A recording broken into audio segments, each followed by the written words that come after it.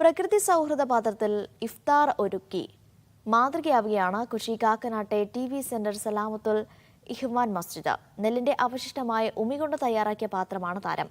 ആവശ്യം കഴിഞ്ഞാൽ സംസ്കരിക്കാൻ എളുപ്പമാണ് എന്നുള്ളതാണ് ഇതിന്റെ ഒരു പ്രത്യേകത.